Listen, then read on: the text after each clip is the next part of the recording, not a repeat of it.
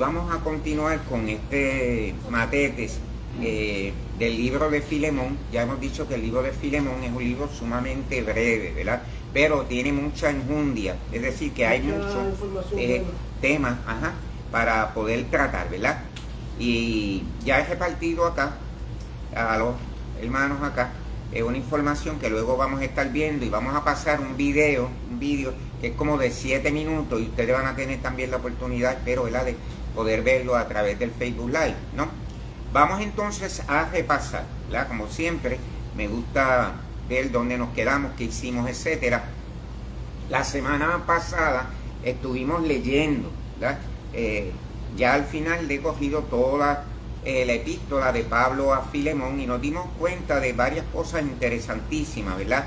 En la epístola de valores, discipulado, toda esta serie de cosas, ¿verdad?, que debemos tomar en consideración. Bien, una de las cosas bien importantes a la hora de estudiar la epístola es poder preguntarnos una serie de cosas, ¿bien?, a través de las siguientes preguntas. Recuerden que esto es un método inductivo, ¿bien?, donde preguntamos a la Biblia, y la Biblia nos va dando las respuestas. Bien, vamos a ver. Las preguntas son las siguientes.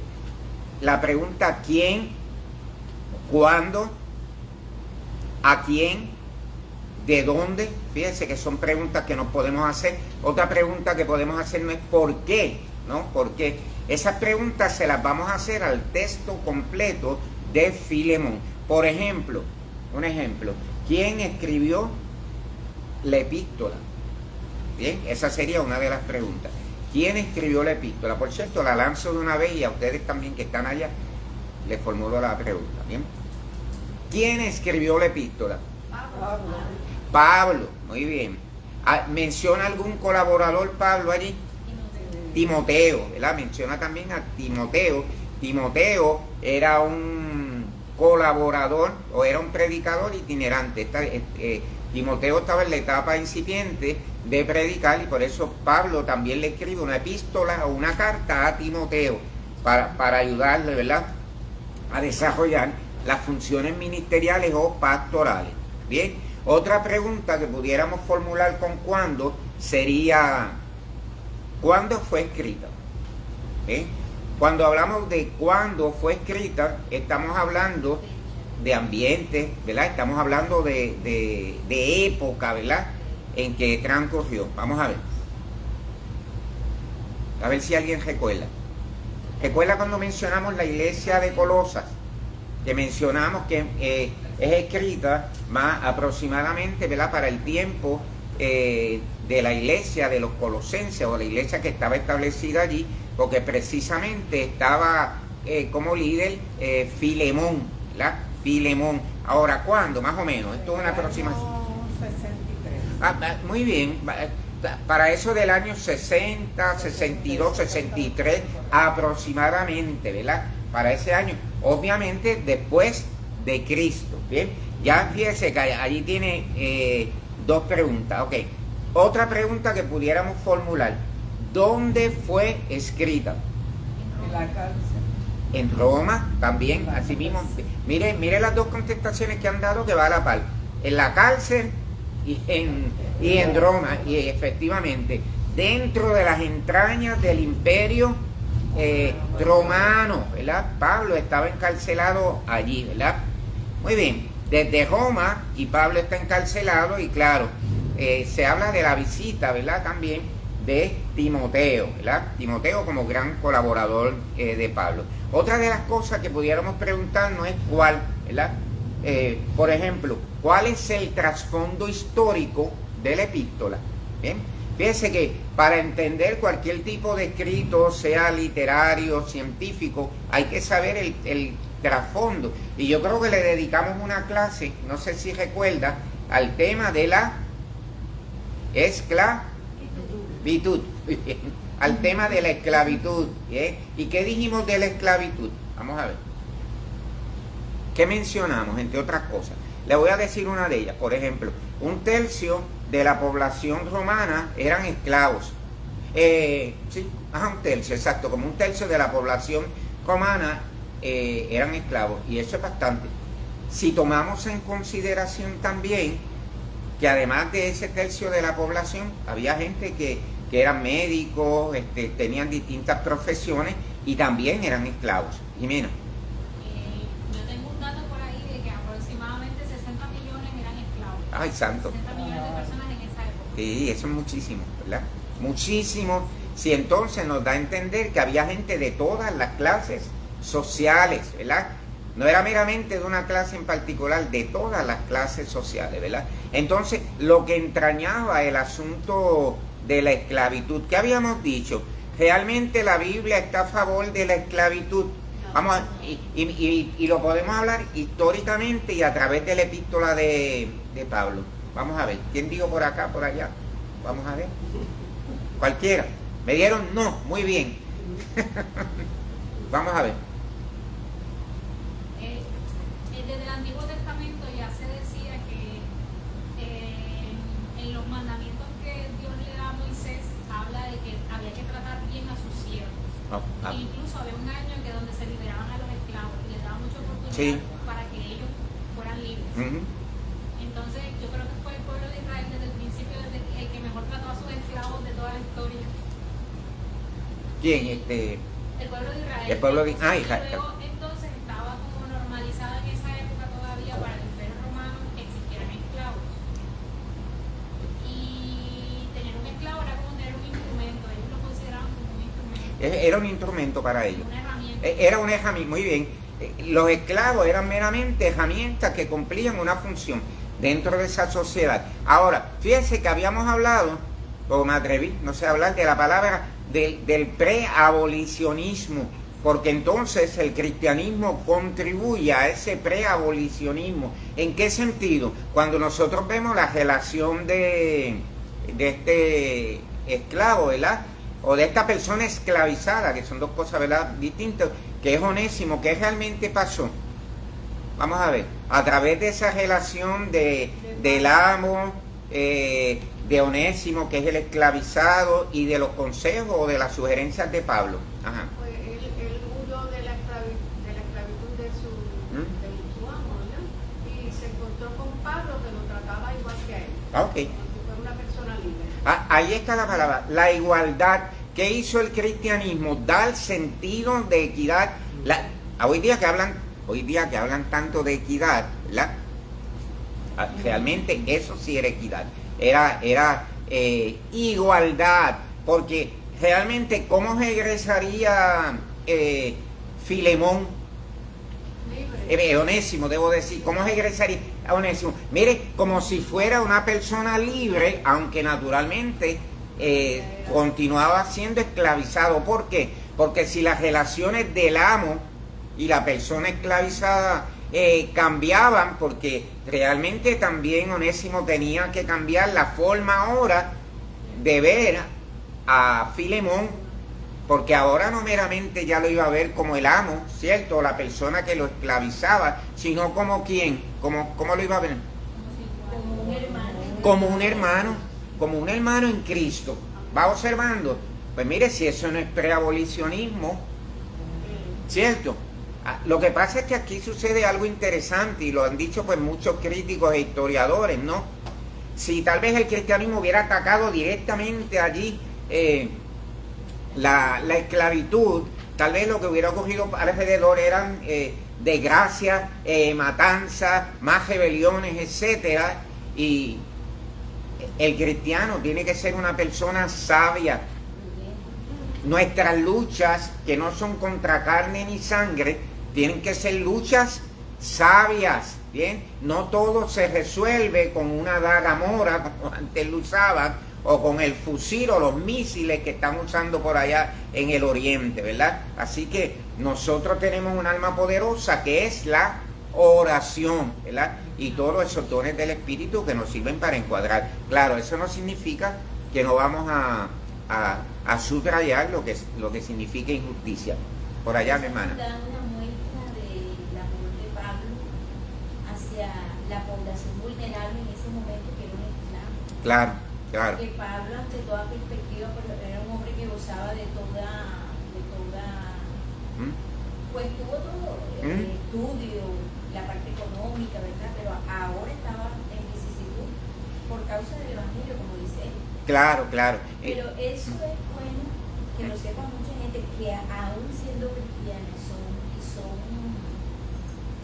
patronos, empleadores, Sí, no se le ve el amor de Cristo, pero eso es muy bonito lo que está ahí. sí, Ya, de que ya no somos esclavos, ni libres, ni judíos, ni de nada. claro. Nada, todos somos hermanos en Cristo. Eso es así. Somos hijos de un Padre. Esa relación en Cristo, ¿qué hace? Lo cambia todo, ¿cierto? Que cambió ese marco referencial de la esclavitud y hoy día, porque naturalmente Matete es un discipulado, ¿para qué nos sirve hoy día en las relaciones? Para no bien uno con otro y ayudar a los demás. Claro, claro, para no vernos como enemigos. Mire, en medio de esta situación que se está viviendo, que es la situación de esta lucha del territorio de Israel, ¿verdad? Por sobrevivir también las hecatombes, pero también los palestinos que están sufriendo mucho. ¿Cuál debe ser? Y lo hemos dicho aquí hasta en los sermones, la actitud como cristianos, sino orar. Es orar. Amén. Oramos por Israel, por la paz de Jerusalén, pero no se nos olvida también que hay palestinos sufriendo en esa franja de Gaza, y que allí, por cierto, también hay cristianos, hay personas de distintas índoles, y nuestro deber es orar y no solamente parcializarnos y decir, no, aquellos son los malos y son los que tienen que morir, allí hay niños, allí hay ancianos, etcétera. Claro, lo demás se lo dejamos al Señor. Dime, Mina. Ya me acordé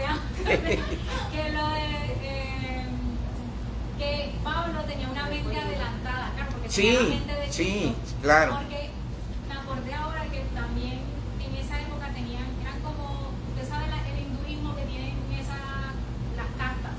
Sí. Pues en esa época los judíos también, los romanos también, Sí. la mujer era vista como una cosa ahí, un objeto.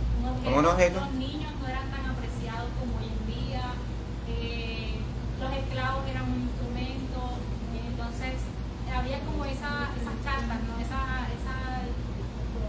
Como esos muros, pero Cristo vino y los derrumbó todos. Amén. Y nos dijo, todos son iguales y todo es por gracia, no es nada que por obras tú puedas hacer. Amén. Y entonces Pablo reconcilia a alguien que le robó con el ladrón. Claro. O sea, la persona que fue Onésimo con Filemón. Entonces también vemos ahí el perdón también. Claro. Es el tema del perdón entre hermanos cristianos. Esa es una de las máximas, ¿verdad? De esta carta, el tema del perdón, porque ese perdón también los iba a nivelar socialmente, a nivel de emociones, a nivel de cada una de las cosas que estaban alrededor, ¿verdad? Porque es el perdón que viene directamente del trono de Dios, no un perdoncito de estos que se dan las naciones, te perdono, aguanta las almas y qué sé yo, y ya el otro día están agajados, porque estamos hablando mayormente de gente no renacida. No piense que esto es para los pro-israelitas también, que nosotros no tenemos problema porque oramos por el pueblo de Dios, ¿verdad? Pero hay que ver también lo que está sucediendo, por ejemplo, aún en el Medio Oriente. Estamos hablando de gente no convertidas, ¿bien? Hablando de un Israel natural y de una Palestina también natural, donde hay gente allí que no ha nacido de nuevo. Entonces, ¿por qué? ¿Cuál es la diferencia? Cuando somos nacidos de nuevo, viene esto que aparece aquí, que es a pesar de que Pablo, estoy seguro que no estaba a favor de que esclavizaran a la gente, sin embargo hay un perdón, y ese perdón pues logra una verdadera equidad, una verdadera justicia o sentido de justicia, ¿verdad? Porque eso es lo que hace verdaderamente el perdón, pero tiene que partir ¿de dónde? ¿De dónde? ¿Cómo? Del amor a Cristo. Sí, del amor a Cristo, ¿verdad? Del ser nuevas criaturas, las cosas viejas pasaron y aquí todas son hechas nuevas, ¿verdad?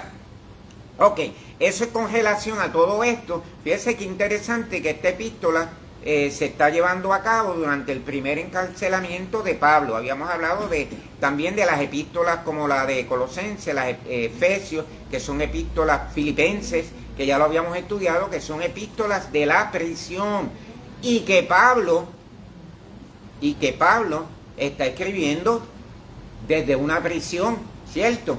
Con todas las situaciones, este es el contexto interesante. O sea, Pablo va en pro de la libertad, porque es eso, de que realmente tanto Onésimo como Filemón fueran libres, pero físicamente Pablo estaba encarcelado. Va observando.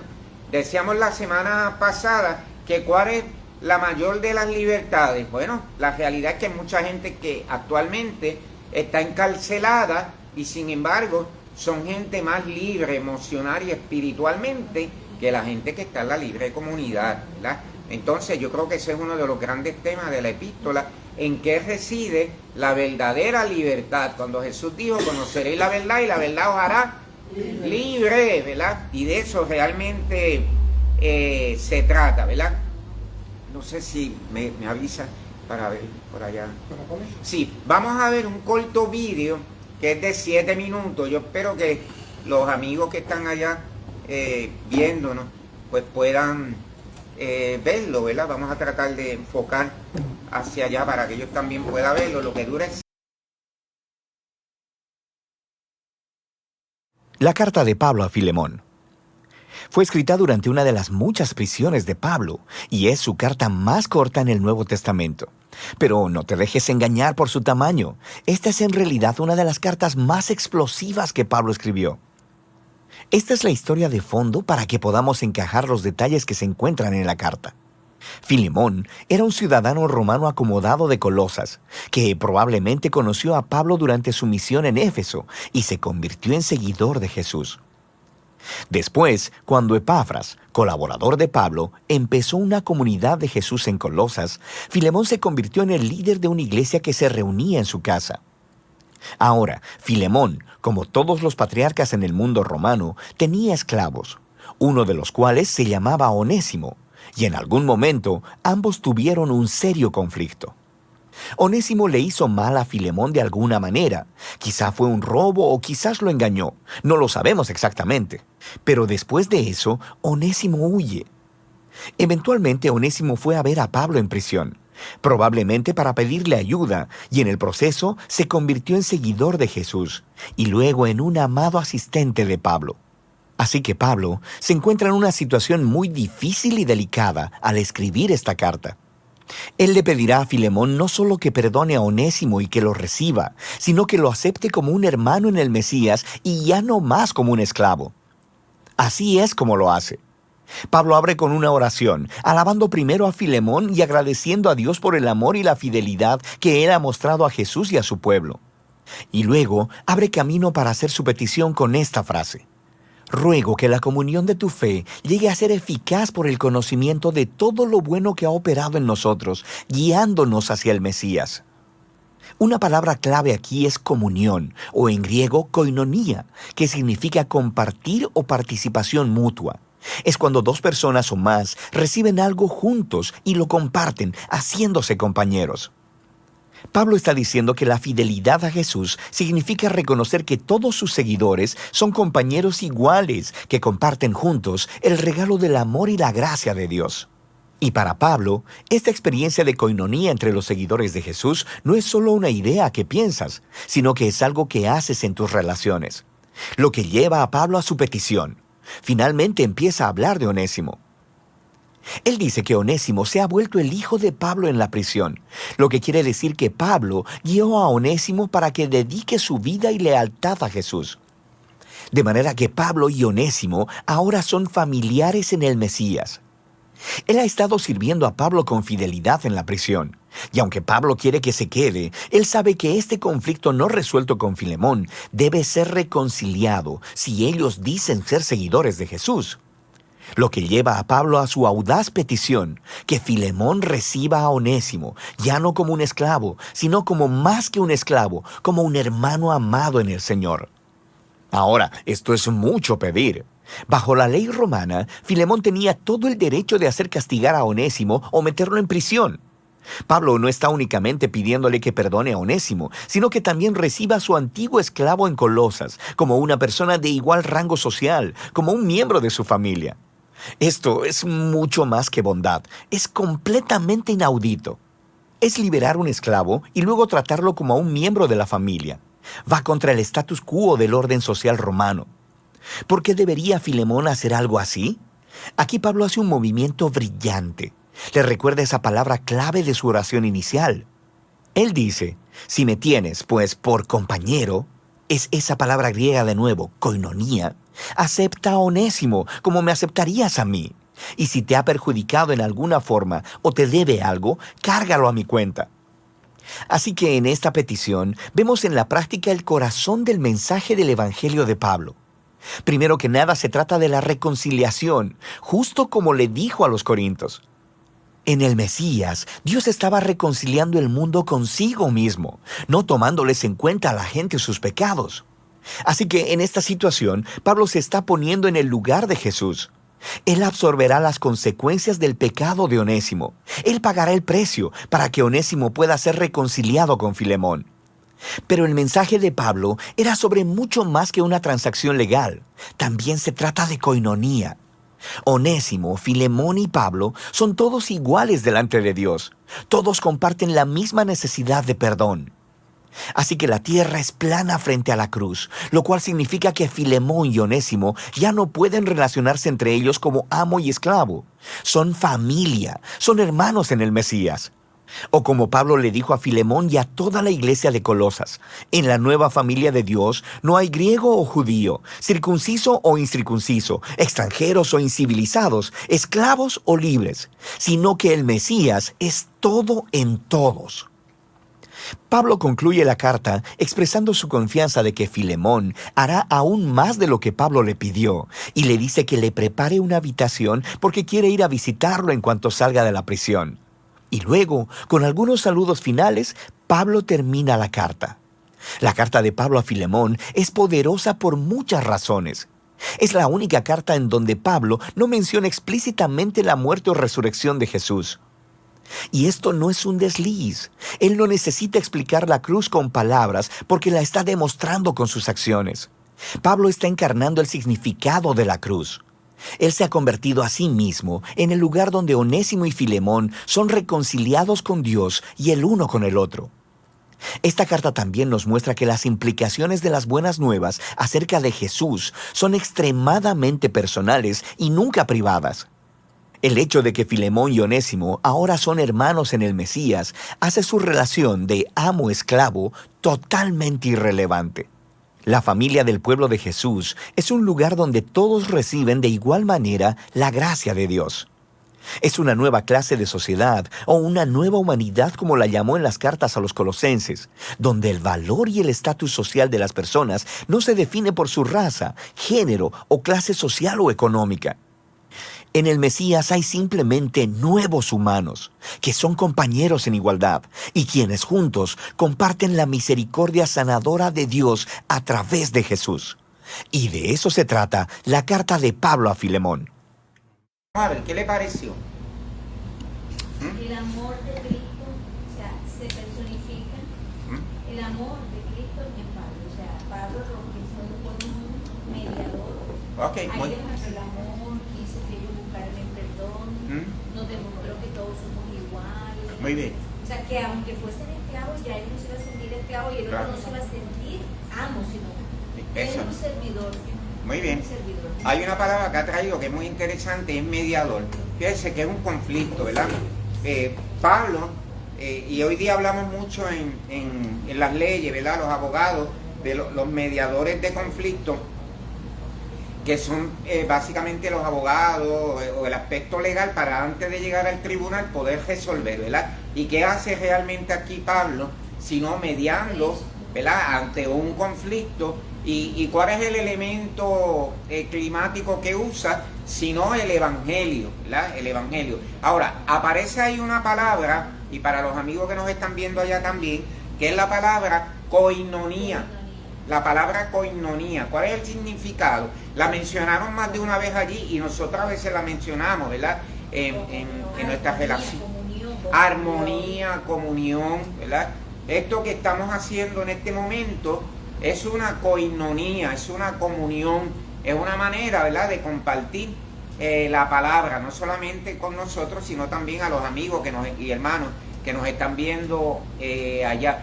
¿Algo más que comentar sobre el corto, ¿verdad? Video? Vamos a ver. El comentario ahí mismo donde dice que más, o sea, que la parte importante de ese vídeo es que dice la persona pues, que él fue una de las cartas donde él no habló de Cristo, sino que lo personificó, no habló del amor, sino que demostró quién era Jesús. Ok.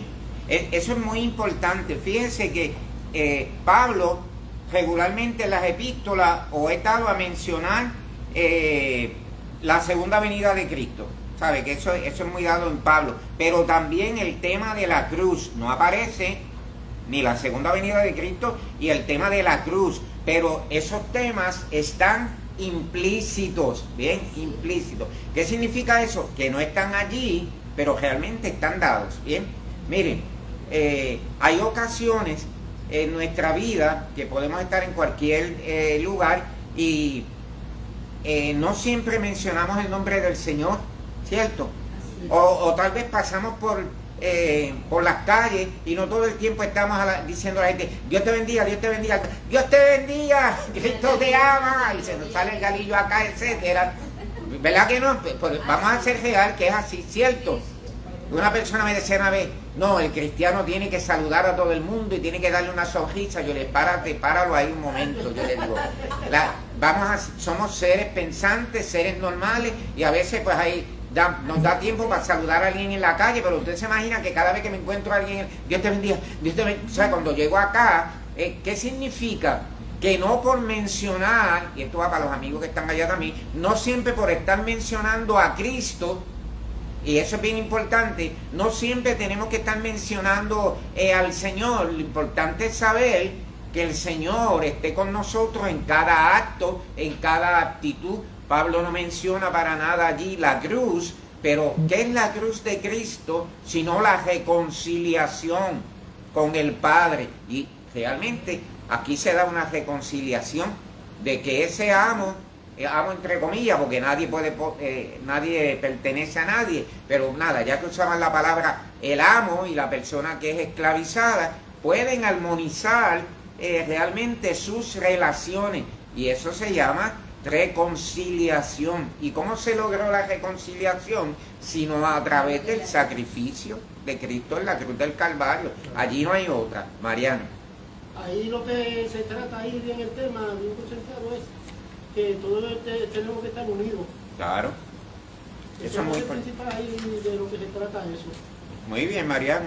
De eso se trata, ¿verdad? De la reconciliación, de la unidad, cuando nosotros lo llevamos al día de hoy, ¿cierto?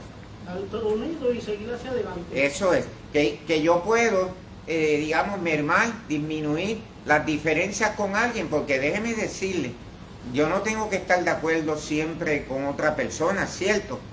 Porque yo no soy un clon y tampoco creo en los clones, porque eso es ilegal, ¿verdad? Definitivamente, aunque ya han clonado hasta animales y yo no dudo que estén clonando personas, porque el ser humano se las trae, ¿verdad?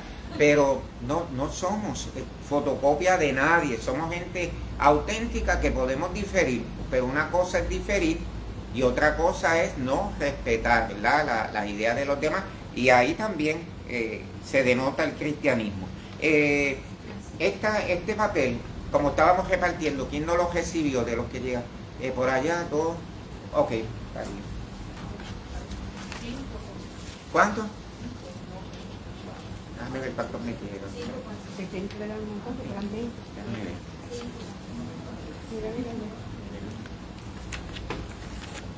Sí. Y yo los separé.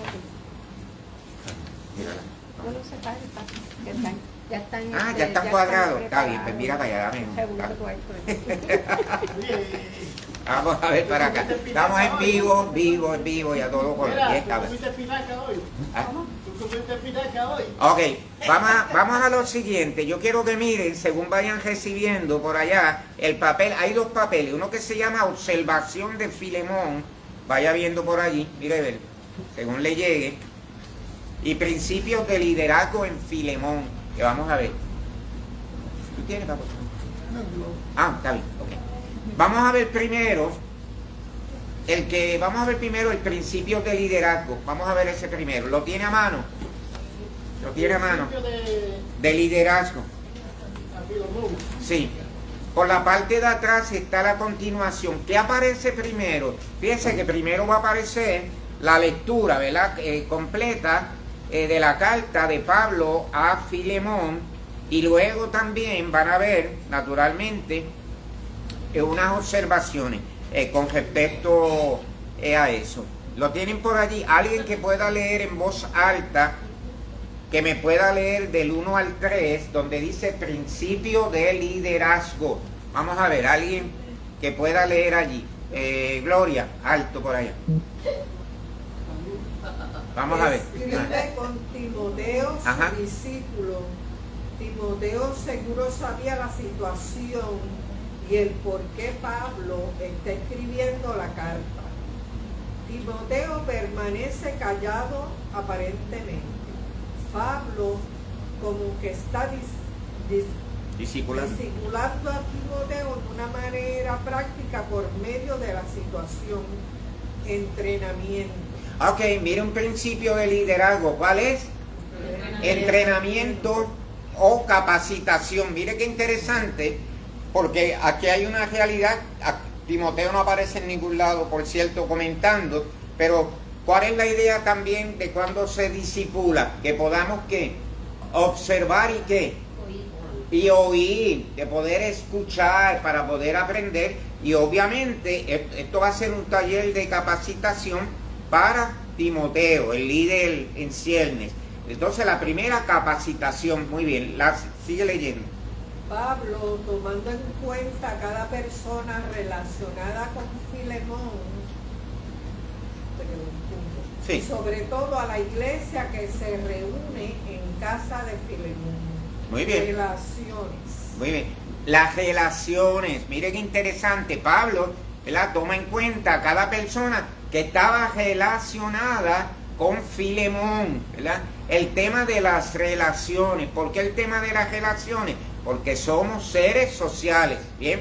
Ya no solamente nos estamos capacitando. ¿Qué le va a pasar al líder como tal? El líder se tiene que relacionar con otros seres humanos, ¿cierto? Y otros seres humanos no siempre piensan de la misma manera, no siempre se conducen de la misma manera, no siempre actúan de la misma manera. Entonces fíjate que ya esta epístola nos va dando un hint, ¿verdad? Nos va dando una clave de cómo debemos tratar a las personas, de cómo debemos relacionarnos y cómo pasivamente también tenemos que aprender a escuchar para ser discipulados. Adelante, sí. La 3. Saluda a todos y la carta es personal para Filemón. O quizás no. Una pregunta. Muy, ajá. Lee la 4, sí. Lo dice porque lo está haciendo. No es parte del saludo. Está orando por él. ¿Verdad? Oración. Ok, hay otros elementos, ¿verdad?, del liderazgo. No solamente conocer la verdad, amén, porque la palabra dice que la verdad os hará libre. Claro, esa verdad va a estar relacionado también con las buenas relaciones, con la capacitación y con una vida de oración, muy importante, ¿verdad? Mire todos los elementos que van apareciendo aquí en esta epístola sobre lo que es el verdadero liderazgo. Ok, alguien que lea por favor del 5 al 7, que se oiga. Allá, vamos a ver. Por acá, por allá. Ok, hermana, por allá. Como Pablo es el líder, lo tienen informado de detalles con personas que está bajo su liderazgo. O sea, lo tienen informado. Información. Muy bien. Buscando que Filemón sea más efectivo. Desarrollo, edificación. Reconoce el trabajo de los que están bajo su liderazgo y busca que crezcan. Aliento, involucramiento. Muy bien. Mire esa número 5 que aparece allí. ¿Qué me dice de esa? ¿Cómo debe estar un líder? Informado, ¿cierto? Debe saber lo que está pasando en su entorno, en el área donde está trabajando. No puede estar como le digo, enajenado a las situaciones que están alrededor.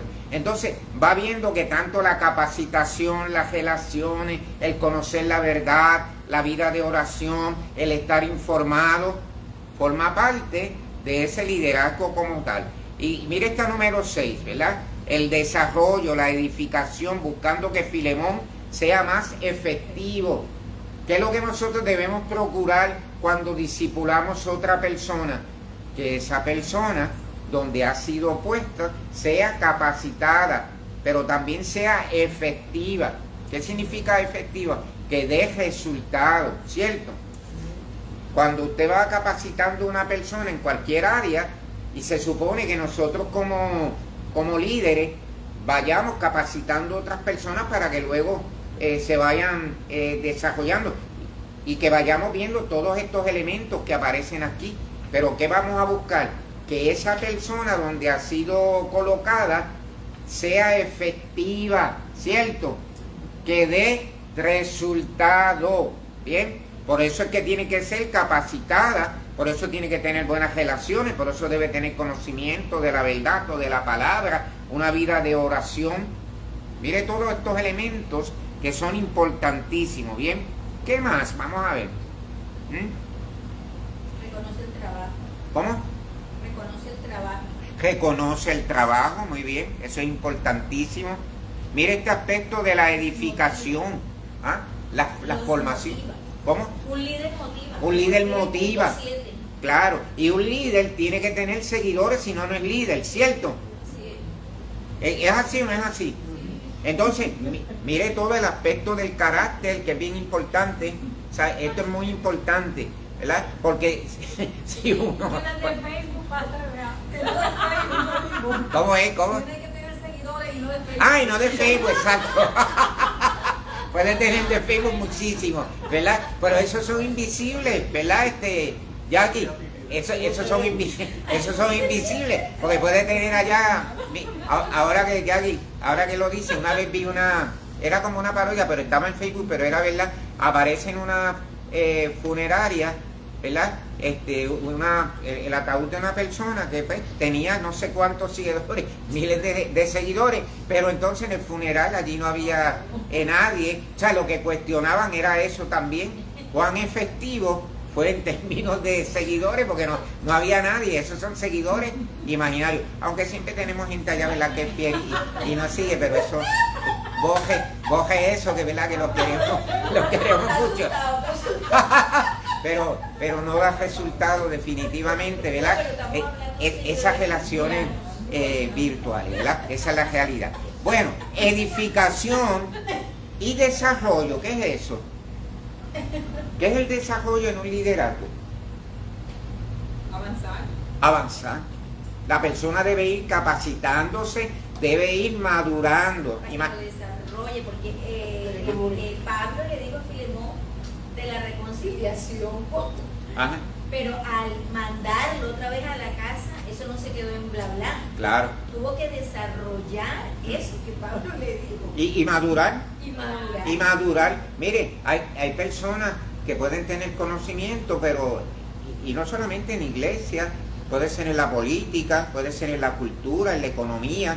Yo conozco, a lo mejor no menciono nombres, ¿verdad?, pero conozco nombres en todas las áreas, desde el gobierno, política, economía, cultura, etcétera.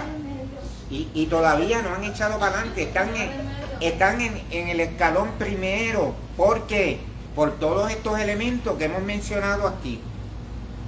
Todos ellos. Y uno de ellos, para lo que la gente llama secular, porque nosotros como cristianos no tenemos vida secular, hay vida cristiana solamente, el desarrollo, la capacidad, las actitudes para dirigirse a las personas que están alrededor, el respeto, el dejarse capacitar, que no lo sabemos todo, pero que estamos en la disposición siempre de aprender, el involucrarnos. Mire el número 7 que está allí. ¿Y qué es eso de involucrarnos? Vamos a ver. ¿Ah? El conocer el trabajo del que está bajo su liderazgo. Ajá. ¿Cómo me involucro? Cuando participo. ¿Sabes? No puedo ser un ente pasivo. Muy bien, eso te quedó bonito, muy bien. Carga eso, qué chévere. Así, ay, sí ay, santo, así me gusta que lo haga. Ay, pero sentado. Qué bonito evangeliza. Eso te quedó tan bonito, de verdad. Dios te bendiga y Dios te guarde. O vemos a alguien por allá que está ahogándose y le decimos, no te preocupes, que en la iglesia vamos a orar por ti. Cuando doy la vuelta, tal vez se ahogó. Hay que involucrarse, hay que actuar por allá. Eso que usted está diciendo ahora y con lo que está pasando en Medio Oriente, Sí. Hay unas iglesias que están enviando, porque, ok, tenemos que orar, pero también tenemos que hacer. Hay gente que está enviando ya comida y recursos para, lastimosamente, para nada más para el lado de Israel, porque por el otro lado están bloqueados. Sí, porque Egipto cerró la frontera, entonces no le pueden enviar a los palestinos, pero pues sabemos en Dios que hay gente que está trabajando también secretamente, de hecho, en esos lugares y en esos momentos es cuando la iglesia debe brillar. Claro, claro. El otro día estábamos hablando precisamente de una situación, no recuerdo si fue en Puerto Rico, bueno, sí, con un concierto que estaba por ahí, etcétera, ¿verdad? Y qué interesante, porque la gente tiene que denunciar todas estas vulgaridades y todo esto que aparece en los medios, pero por otro lado también repasar que es una buena oportunidad para evangelizar, amén, porque la palabra dice, ¿cómo oirán sin haber quien les predique? Nadie se va realmente a salvar porque le digamos, eso que estás diciendo ahí es vulgar. Claro, eso es una función que no podemos olvidar porque hay que denunciar, pero la otra sería, ¿verdad?, hablarle a la gente del Evangelio de Cristo. Yo estoy seguro que si muchos de estos israelitas y palestinos conocieran en verdad a Cristo, muchas de estas cosas que están pasando hoy día no tendrían razón de ser, porque el cristianismo o el Evangelio es que es poder de Dios para salvación. Claro, no estamos hablando de los derechos de los pueblos a su autodefensa, etcétera, etcétera. Eso es otra cosa. Lo que estamos hablando es de las relaciones, cómo se van deteriorando entre las naciones, ¿verdad? Con las consabidas resultados de que la pagan niños, ancianos, adultos, el que no tiene nada que ver con guerras, etcétera. Pero ese aspecto de involucrarse, pues es muy importante, ¿verdad? ¿Cómo yo puedo ayudar en un momento histórico como este que está sucediendo allá, como este que estamos viviendo aquí, como el que estamos viviendo en Latinoamérica, con la iglesia perseguida, como hablábamos el domingo? ¿Sabes qué yo puedo hacer ante estas situaciones? Claro, entendiendo, como señala el Evangelio, primero voy a ¿dónde? Voy a Jerusalén, después sigo en Samaria, Judea, y después voy a ¿dónde? A los confines de la tierra, pero es necesario involucrarnos. Dime por allá, Mariana. Eso que está sucediendo es porque antes había mucha gente que estaba con Cristo, y mucha gente que se han apartado de Dios, y ahora no sabemos un poco, y lo que hay mucha guerra entre esos que no son de Dios y de nosotros y eso, y por eso es que hay muchas cosas que están envueltas, y por eso está explotando todo eso. Claro. Porque la mayoría de la gente se ha olvidado de Dios ya. Claro. Recuerda que estábamos hablando comenzamos hablando del libro de Santiago, que Santiago dice de dónde vienen las quejas, y Santiago habla de la concupiscencia, ¿verdad?, del hombre. ¿De dónde vienen muchos de los conflictos realmente humanos? Realmente de las pasiones del ser humano, de la maldad también que hay dentro del ser humano. Y hay varias quejas, porque están las quejas que se libran entre naciones, pero y las quejas que se libran entre familiares, entre vecinos, entre amigos, entre otros seres humanos, que ese tipo de quejas estamos hablando que ya sería a nivel individual. O sea, esas son individuales, y esas quejas frías a veces son malísimas. Y esas sí que son grandes. Pues, grandísimas, ¿verdad? Porque son los que dan al traste con la misma sociedad. Mira esta número 8. Tengo libertad, tengo autoridad. Pablo está en la posición de poder exigir a Filemón. Es apóstol y fundó la iglesia. ¿Se acuerda cuando decíamos la semana pasada la forma de Pablo ejercer su autoridad? La autoridad no se ejerce mandando a la gente. Yo he observado a veces, y le digo, pues he estado en sindicato, trabajando aquí y allá con distintas cosas en la vida, ¿verdad?, hace años, y siempre me he dado cuenta que cuando la gente ejerce la autoridad, ahí se sabe el carácter de la persona, ¿cierto? que de momento yo trabajé en sindicato, muchas de estas cosas, y decía, Dios mío, pero parecía tan angelical la persona, y de momento cuando le dijeron, usted es el líder del sindicato, hasta ahí le llegó la sencillez. Pero dentro del cuerpo de Cristo hay que tener mucha cuenta cuando el Señor nos delega la autoridad. Autoridad no es mandar a las personas que están alrededor, es instruir. A veces sí, que la persona misma se va dando cuenta que se está capacitando, que se está instruyendo. Porque aquí hay una palabra que se utiliza que es interesantísima, ¿verdad? Y está en el 8, ¿verdad? La humildad. La humildad no es algo que tiene que ver con uno estar mirando todo el tiempo hacia el piso. La humildad es una actitud de corazón. Amén. Ni el nivel económico. Tampoco tiene que ver con el nivel económico. La gente puede creer, dice, es humilde porque es pobre. Nada que ver. Recuerde que cuando vamos al Sermón del Monte, ¿cuál es la realidad? Aquellos pobres de espíritu, ¿quiénes son? Allí no está hablando que los pobres de espíritu son los que no tenían que caerse vivos. Eso no es lo que está hablando allí. Está hablando que los pobres de espíritu es aquellos que están conscientes de sus faltas, de su incapacidad humana para salvarse o poderle ser fiel al Señor. Esa realmente es la pobreza, ¿verdad? Que nos habla de espíritu. Y la palabra humildad, una vez yo diga, soy tan humilde, se perdió la humildad. O a lo mejor nunca existió. Porque yo no puedo reconocer, yo soy tan humilde. Te he oído personas hablando de... Sí, una de las cosas que me caracteriza es la humildad, porque soy tan manso de corazón. Yo miro a la persona y yo digo, perdió la mansedumbre, la humildad, y se perdió todo. La humildad no es algo que tengo que exhibir, es algo que se pueda reflejar a la vida de la persona. Eso se dará cuenta la persona, y es una capacidad que te da el Señor y que me da el Señor. Ahora, para los amigos también de allá, y casi me acerqué acá en Zoom, casi Zoom allá, ¿verdad? Acá, humildad no significa que lo tengo que aceptar todo, probando, ¿bien?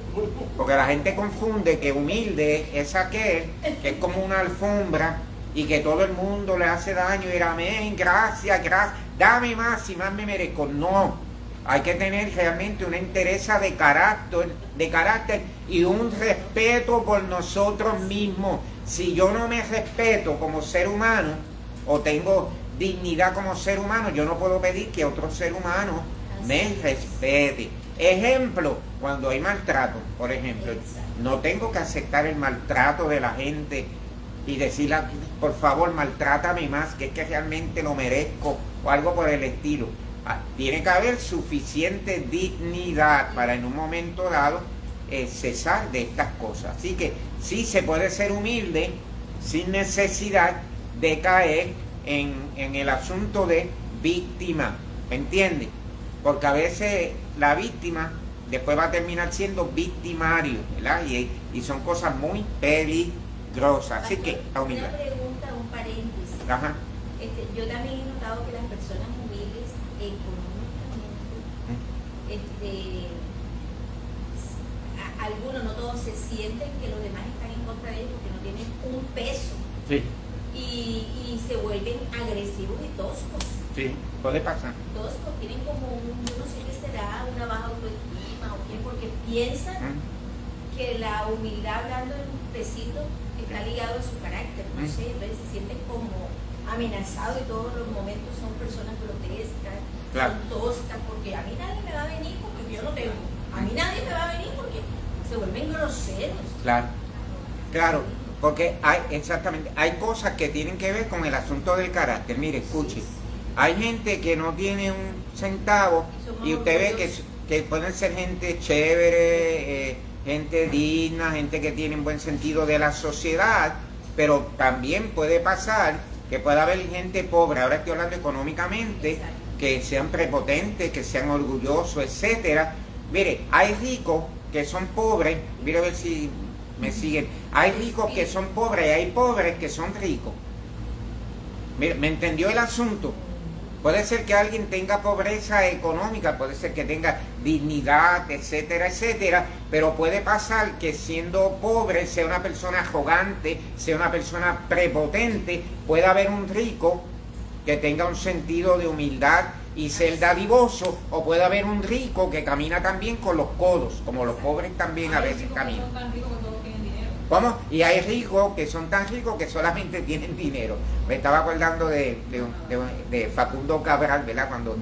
Cuando Facundo Cabral define eso. Entonces, ese aspecto de tener o no tener dinero tiene que ver con el carácter del individuo. Amén. Cómo el individuo sabe manejar ese carácter. ¿Se entiende eso? Amén. Pues seguimos. A ver qué tiempo me queda. Casi las manecillas me dicen que ya casi termino. Exacto.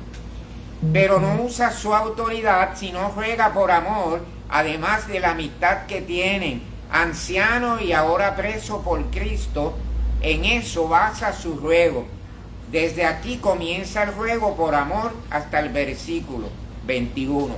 Mire la otra palabra, humillación. Y humillación en el buen sentido de la palabra. Jimena. ¿Cómo? Pablo poniendo como el máximo ejemplo después de Jesús, claro, el que se humilló hasta lo sumo, claro, entregó su vida por nosotros que no merecíamos nada. Y me acordé también ahorita de que está hablando de la humildad, cuando Jesús aconseja a sus discípulos a que sean mansos como palomas, pero astutos como serpientes. Mansos como palomas. Como mi mamá me decía a veces, tienes que ser mansa, pero no mensa. Bueno, más o menos es lo mismo, pero verdad, en Jesús diciéndonos, sean mansos, pero astutos. Como cuando Jesús le dice, es aquí que yo los envío como ovejas en medio de lobos, ¿verdad? Es esa astucia espiritual y emocional para vivir dentro de la sociedad. Entonces, mire como parte del carácter del líder, la humillación, ¿verdad? Y hablando de la humillación, en términos de lo que dice Filipenses, ¿qué pasó con Cristo? Kenosis.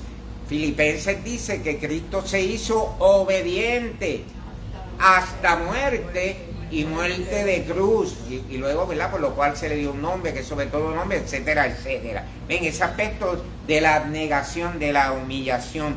El 10 dice, aquí su meta, a dónde es que se dirigía y sobre todo el cómo llegó hasta aquí. Es por su Hijo que engendró en la prisión. Negación, dedicación. Fíjese que aquí se cumple un himno, ¿verdad? Brilla en el sitio donde estés. Mire cómo en la prisión, aún en la prisión se pueden engendrar hijos espirituales. Y eso es lo que está enseñando el apóstol Pablo. ¿Qué pudo haber pasado? Él pudo haber tomado una actitud de derrotismo, de negativismo. Es más, hasta de negar al Señor tal vez allí en la prisión, pero esa no es la actitud que él toma. ¿Qué pasa con Onésimo? Es engendrado, ¿verdad? En el sentido claro, simbólico, allí en la prisión, y sale renacido de nuevo. ¿Por qué? A través del Evangelio. Ve que lo que cambia es el Evangelio. Amén. No son las motivaciones humanas, no es la técnica que voy a usar, etcétera. Es realmente el mismo Evangelio. Y termino ya básicamente el aspecto de la negación, el negarnos a nosotros, ¿verdad? Dice, y desarrolla su objetivo en un juego por amor por otra persona, intercede por la otra persona para que sea reconciliado. Y el 12 y último que leo, sigue su ruego y lo acentúa, recíbelo como a mí, ¿verdad? O como a mí mismo, la entrega. Amén. Y esa entrega va acompañada de negación, de dedicación, de humillación, de humildad, de involucramiento, de información, de verdad, de relaciones, de capacitación. Entonces nos quedamos para la semana que viene, y para los amigos que están allá, yo lo puedo poner en la página de Facebook, nos quedamos en el número 12, los principios de liderazgo en Filemón. Búsquelo en la página de Iglesia Misión Urbana más adelante, o búsquelo en mi página, que lo voy a colocar allí para que podamos seguir la semana que viene. Estamos.